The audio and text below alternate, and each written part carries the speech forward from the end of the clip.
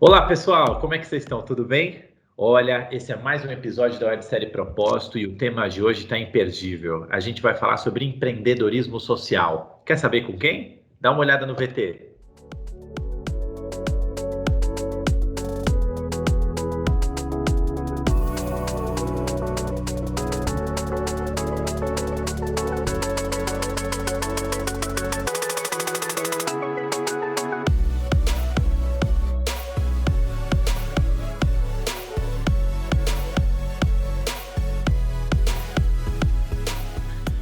Bom, seja muito bem-vinda, Adriana. Obrigado aí por participar do papo com a gente, dessa conversa. Muito obrigado aí pela disponibilidade em conversar com a gente, viu? Eu que agradeço o convite, Anderson. Tô feliz por essa prosa que a gente vai ter agora. Vamos fazer disso um momento bacana, gostoso. E para falar um pouquinho de carreira, vamos falar um pouquinho sobre mercado de trabalho e vamos falar um pouquinho dessa história de empreendedorismo social. Você se considera uma empreendedora social? Mas acho que até de responder isso, o que é um empreendedora social? Qual é a diferença de um empreendedor social e um empreendedor não social? Conta um pouquinho para gente. Então, o empreendedorismo social, ele chegou no Brasil há pelo menos umas 2 décadas, né? O conceito que vem por duas organizações que trabalharam muito forte o tema e pautaram o tema no Brasil, que foi a Choca, que é uma organização internacional, e a Artemisia. Na ocasião, as duas trouxeram um conceito que estava sendo tratado fora do país, principalmente na Índia, pelo indiano Mohamed Yunus, que foi o Nobel, né? E ele traz uma experiência de facilitação de crédito, de ceder crédito para a base da pirâmide, sobretudo mulheres. E aí ele começa a fazer a compreensão de como que essas mulheres performavam, tanto, né, o que elas faziam com esse crédito e como é que esse crédito voltava, e com baixo índice de inadimplência. Então, quando esse conceito vem para o Brasil, era no sentido de a figura do Mohamed Yunus enquanto empreendedor social, de que forma que produtos, serviços possam ser criados por empreendedores, mas que o impacto seja na sociedade, não só uma obtenção de lucro e esse lucro ser dividido entre sócios. O empreendedor social, ele olha para problemas da sociedade, onde tem necessidades, problemas, gaps, e a partir dali ele vai criando soluções de impacto social.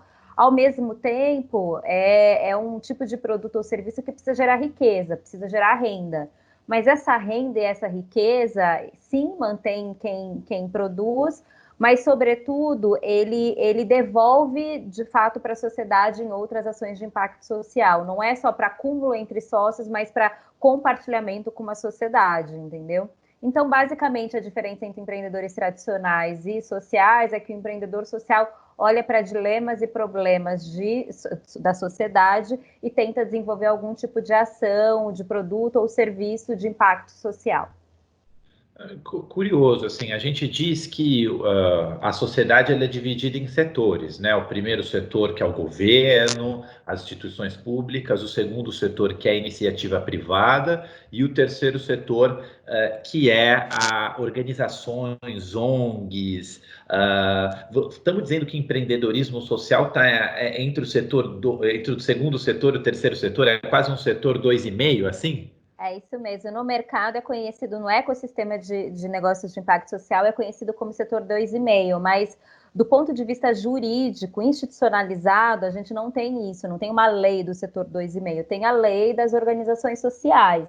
Então, normalmente, o empreendedor social, ou ele tem um CNPJ de uma limitada, de uma ME, de uma empresa tradicional, ou ele tem um CNPJ de uma organização social. A gente ainda não tem na legislação brasileira esse setor de forma institucionalizada, entendeu? Mas informalmente o mercado entende que é um setor 2,5, que está entre o terceiro setor e o segundo setor. Como é que você começou nisso, Adriana? Conta um pouquinho para a gente, assim. Foi sim, você sempre quis ser uma empreendedora social? Como é que nasceu isso contigo? Não, eu nem sabia o que que era empreendedorismo social, isso nem fazia parte do meu histórico de vida.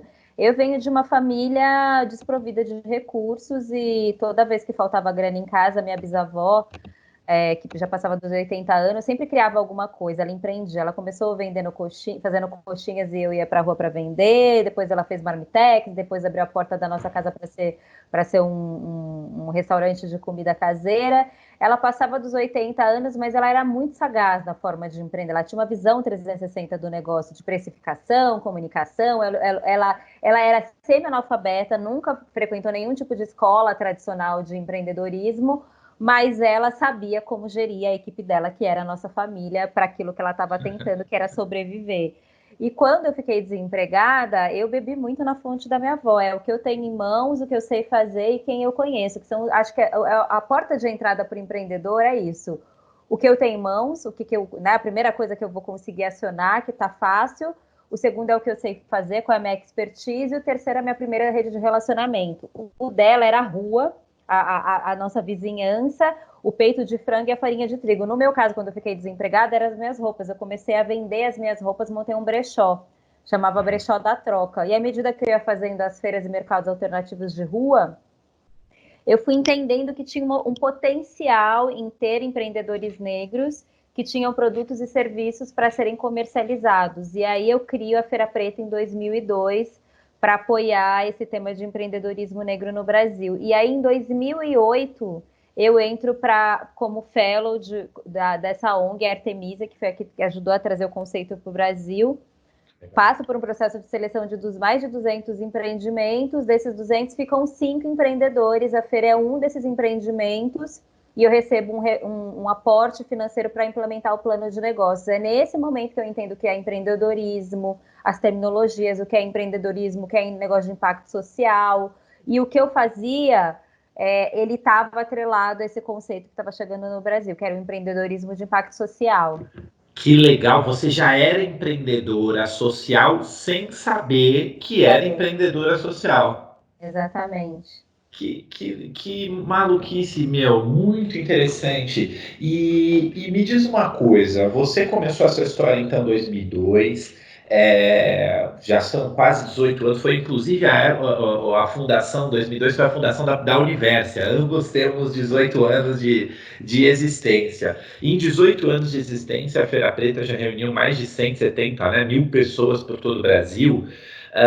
Me conta um pouquinho, assim, qual é o impacto social que hoje esse projeto tem, e como você mede isso? Você consegue dizer para a gente? Sim, então, o impacto social é que nas 2 últimas décadas a gente não construiu, mas ajudou a pautar o tema desenvolvimento econômico da população negra pelo empreendedorismo. Então, foi uma época que as pessoas quase não falavam do potencial de empreendedorismo da população negra ou do potencial de consumo da população negra. E a gente entra justamente para fazer uma incidência especificamente na produção e no consumo. Passados-se 2 décadas, hoje isso é tema, pesquisas do Sebrae prova que a população empreendedora no Brasil, sobretudo mulheres negras, é maioria na categoria microempreendedor individual. Hoje é um tema que está inserido, você tem políticas públicas, você tem uma série de mecanismos hoje que faz com que é um tema que a gente tem trabalhado, né? Uma das coisas que fez a população negra ter mobilidade social foi o empreendedorismo depois que teve o processo de abolição da escravatura.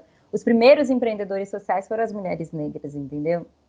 Então, o impacto maior que a gente teve foi pautar o tema, dar visibilidade, fomentar, estimular e fazer com que esse tema começou em São Paulo, mas hoje está inserido no Brasil inteiro. Tem vários modelos de feira, muito parecido com a Feira Preta. Tem empreendedores negros, tem redes de suporte ao empreendedorismo negro. Você tem um ecossistema hoje sendo pensado para fomentar esse tema no Brasil. Acho que foi a nossa maior contribuição em ajudar a construir esse mercado. Que legal. A sua formação, ela tem algum tipo de conexão com isso? Hoje você é formada em quê? Assim, comecei a estudar, eu entrei na primeira vez que eu entrei na universidade foi em marketing. Eu fiquei desempregada quando eu trabalhava no mercado de trabalho formal e saí da universidade. E fui voltar depois de uns 5, 6 anos, não me lembro, quando eu falei, putz, eu gostaria de saber, do ponto de vista acadêmico, o que é fazer a Feira Preta. Então, eu fui estudar aquilo que eu fazia. A minha formação é de gestão de eventos, com especialização em arte e cultura pela ECA, na USP, e a academia, né, estar dentro de uma universidade me ajudou a ter uma compreensão infinitamente maior daquilo que eu fazia, né, com suporte acadêmico, com teoria, com pesquisas, com outras referências. O que era assim fez assim, tipo, ampliou. Tanto que hoje o meu trabalho ele não é só mais local, ele tem uma visão global, mas a visão global veio por conta da academia, sabe? É que curioso, eu tenho uma frase que eu sempre falo, eu roubei de um amigo essa frase, que ele fala assim, não deixa a faculdade atrapalhar os seus estudos. Porque a gente se confunde muito em o prazer de. A gente confunde muito o prazer de aprender com o fardo de ser ensinado. A gente pensa que, putz, eu tenho que ir para a faculdade, vão me vomitar um monte de conteúdo que eu tenho que colocar dentro da minha cabeça e acaba esquecendo que o prazer mesmo do desenvolvimento do aprendizado é você trilhar sua própria trilha de conhecimento, é você poder construir o seu conhecimento baseado nos seus valores, naquilo que você quer ser. E muito legal saber que a faculdade foi uma plataforma, porque no fim do dia você é a protagonista, né, do seu próprio conhecimento, mas foi uma plataforma que te impulsionou para ser uma empreendedora melhor, correto? Sim, inclusive foi na universidade que eu comecei a compreender as questões daquilo que eu fazia de uma forma muito amadora para um formato mais profissional, de forma profissionalizante, né? Então foi na faculdade que eu entendi sobre legislação de eventos, como é que você monta um evento para 10, 15 mil pessoas. Foi na universidade que eu comecei a compreender que era a relação da diáspora no mundo. O Brasil é a segunda maior população negra do mundo, só perde para a Nigéria, que é um país africano. Então, como que o processo de colonização nos países se deu no Brasil e como que o meu trabalho tem a ver com essa diáspora? Tanto que boa parte das minhas construções de artigo científico, de projetos, era em cima do meu próprio trabalho. O meu artigo na ECA foi sobre a Feira Preta.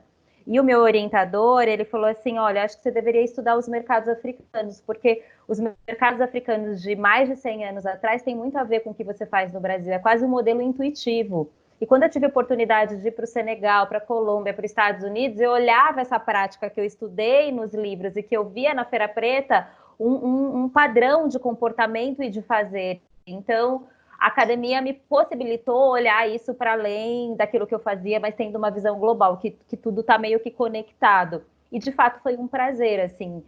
Depois eu tive filha, não consegui voltar para a academia, estou esperando ela ter um pouquinho mais de idade para eu voltar a estudar, porque eu tenho sede de aprender, sabe? Eu acho que a universidade é isso, você ter referências e conseguir ter compreensão do que é o mundo. E você só vai conseguir a partir dos livros, de estudos, de referências, de pesquisas, de interação com o outro. E a faculdade é um super laboratório de network, de você ouvir histórias e contar histórias, né? Que bacana. Adriana, conta um pouquinho. Você foi eleita como uma das negras mais influentes do mundo. Conta um pouquinho qual foi essa premiação e o que essa trajetória, o que essa premiação representa na tua trajetória. Conta um pouquinho para mim.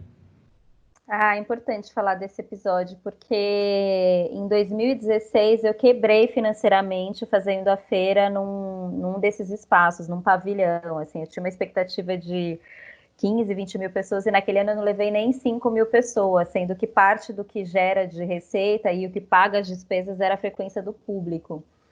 E eu quebrei de ir ao fundo do poço, eu fiquei mega endividada de influenciar na minha vida pessoa física, sabe? Eu quebro no jurídico, mas influenciou na minha vida física, pessoa física. E aí era uma época que eu não tinha grana pra nada, assim. Eu mudei de casa, eu morava num apartamento tipo classe média, de repente estava morando numa kitnet de 30 e poucos metros, sabe? Minha filha tinha mudado de escola, era uma outra vida, né? E aí um dia eu recebo no meu WhatsApp uma amiga falando: ah, você tá chique, vai jantar com o Obama. Eu falei: o que você tá falando? Ela, não, é que eu vi aqui numa coluna do Anselmo Góes, que é um jornalista do Globo, e ela me mandou a nota, falando que eu, o Lázaro Ramos e a Thais Araújo estava sendo homenageado, que ia ter um jantar com o Obama e que a gente ia ser agraciado com esse prêmio. E aí eu, porra, eu não, como é que eu vou lidar? E aí foi quando eu comento com umas amigas, elas fazem uma vaquinha numa plataforma de financiamento coletivo. E eu, daquele dia eu tava super triste, fui tomar banho. Quando eu voltei, tipo, já tinha algumas pessoas doando para a plataforma. Então, mais de 90 pessoas doaram para ir para um jantar nos Estados Unidos, em Nova York, que foi o Lázaro, que foi a Thaís, que foram várias pessoas influentes no mundo nessa questão da diáspora. O Obama não foi, mas que foi maravilhosa a experiência. E a Feira Preta passa a ser reconhecida no Brasil a partir do reconhecimento internacional. Porque aí depois eu viro capa da revista Pequenas Empresas, Grandes Negócios, começa a vir várias matérias, tem um boom do ponto de vista midiático de contar essa história, né? Como pode uma pessoa que vende as próprias roupas, de repente, ter sido reconhecida em outro país? O que ela está fazendo? Que história é essa de Feira Preta? Então Que foi legal. na verdade, um episódio que me ajudou a voltar para a cena do empreendedorismo, porque quando eu quebrei, eu comecei a me questionar se fazia sentido eu continuar fazendo o que eu estava fazendo. E na vida empreendedora, a gente não fala, não comenta sobre os fracassos, a gente está sempre buscando cases de sucesso. Mas o fracasso, ele faz parte da vida de um empreendedor, de uma empresa, de qualquer, sabe? Tem momentos, você tem altos e baixos, e o Brasil, a gente não tem uma cultura de falar de fracassos, de erros, e só de acertos. E naquele momento eu fracassei, eu errei, e sim, fiquei deprimida, fiquei mal, fiquei endividada, mudou toda a minha vida, mas foi um momento importante a premiação para me trazer de volta para o jogo, entendeu?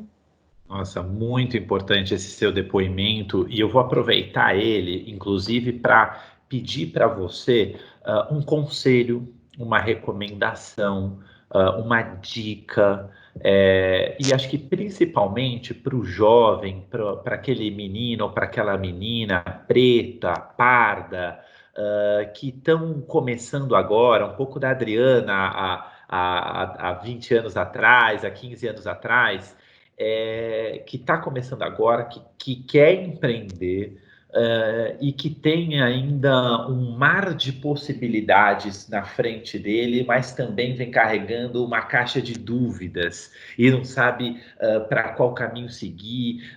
Quais são as características? Qual dica você poderia dar para ele? Qual comportamento essa pessoa poderia ter? O que ele deveria olhar? Como ele deveria seguir esse início de trajetória profissional? Qual o seu recado para essa pessoa? Eu até me emocionei, que eu fico pensando o que eu falaria para mim há 18 anos atrás, né? Há 20 anos atrás, quando eu tinha muitas incertezas e tudo que eu queria era ter grana para procurar emprego e no final das contas virou o que virou. O que eu posso dizer é, primeiro, para manter a fé, porque sim, vai passar por muitos obstáculos. A gente tem uma questão racial no Brasil que ela é muito, traz muitas complexidades. A outra questão é, sim, se dedica aos estudos, ele é importante, ele é uma porta de aberta para o mundo, assim, ir para a universidade não é uma coisa chata, ir para a universidade pode ser muito legal, vai depender da forma que você vai olhar para a universidade e falar, putz, eu quero fazer isso, eu quero estar lá presente, desde as relações com outras pessoas, com os professores, aproveitar tudo que a universidade pode dispor, dos centros acadêmicos, toda a infraestrutura de uma universidade, aproveite, usufrua da melhor maneira, usa todas essas ferramentas, essa infraestrutura que possa beneficiar a sua trajetória acadêmica. E depois, quando pensar no mercado de trabalho, seja empreendendo ou dentro de uma empresa, tem um espírito empreendedor. Não importa se você está dentro de uma empresa ou se você está empreendendo. O espírito empreendedor é tirar aquela ideia da cabeça, do papel e fazer, botar para fazer, entendeu? E arregaça as mangas e faça. Empreenda na sua própria trajetória pessoal, né? Estabeleça metas, estude, planejamento. Eu acho que a gente precisa sonhar e colocar objetivos e metas. Acho que o maior desejo e dica que eu posso dar é sonhe. Sonhe e crie uma estratégia para você conseguir esse sonho. E a faculdade é um desses lugares e uma das estratégias que vai te ajudar a chegar nesse sonho. Ai, que legal, Adriana. Olha, a gente está chegando no fim da nossa conversa, mas eu quero fazer um exercício aqui de futurologia com você. Quero pensar um pouquinho o futuro contigo, repensar cenários. Se você tivesse começando hoje, tá, a tua vida profissional, qual curso você faria? Assim, qual graduação você escolheria diante do cenário que a gente tem hoje? Cara, assim, eu sempre gostei de várias áreas, antropologia, sociologia, administração, publicidade, mas eu acho que tem duas áreas que eu gostaria, se eu pudesse fazer, se eu fosse assim, jovenzinha e tivesse meus pais que pudessem me apoiar financeiramente, eu faria duas graduações juntas, uma de manhã e outra à noite. Acho que eu faria a área de comunicação, porque você precisa saber contar uma história, comunicar, e a comunicação ela é muito estratégica hoje. A gente está na era do conteúdo, tudo depende de uma boa história. E o segundo, eu faria algo que não é uma coisa que eu gosto muito, mas que eu acho necessário para o momento, que é entender sobre tecnologia, dados. Super futurista, muito legal. E se você tivesse, esse é ah, um, um bate-bola, assim, tivesse algumas características que você acha fundamental para essa carreira de empreendedorismo social, você poderia citar três? Quais são as três características mais importantes para um empreendedor social nessa seguir e ter sucesso na carreira? Cara, para o empreendedor social, ele tem que ter empatia, porque ele vai lidar com problemas sociais e vai criar soluções para problemas sociais, então tem que ter empatia com o outro, com os problemas do outro, entendeu? Disponibilidade para compreender o problema e as complexidades para poder criar algum tipo de solução, né? Acho que você tem que ser empático. O segundo é ter curiosidade, é ter sagacidade, querer buscar informações e soluções, ter disponibilidade de conversar com pessoas, pesquisar, ser curioso. E o terceiro está no campo, sabe, tem coisas que minimamente você vai ter que ter, criar uma rotina, sabe, de trabalho. E isso depende muito de disciplina, de presença, de umas coisas mais pragmáticas do dia a dia, entendeu? E por mais que trabalhe com a questão social, o empreendedorismo social ele bebe muito na fonte do empreendedorismo tradicional. Tem ali várias informações, planejamento, planilhas financeiras, estratégia, mercado, um monte de coisa que um negócio tradicional tem, mas que você tem que ter essa visão mais macro e sistêmica para entender os dilemas sociais e usar dessas ferramentas para resolver esses dilemas sociais, entendeu? Que legal, que legal. E para fechar, Adriana, me diz uma coisa, a pergunta da série. Qual é o propósito da Adriana Barbosa?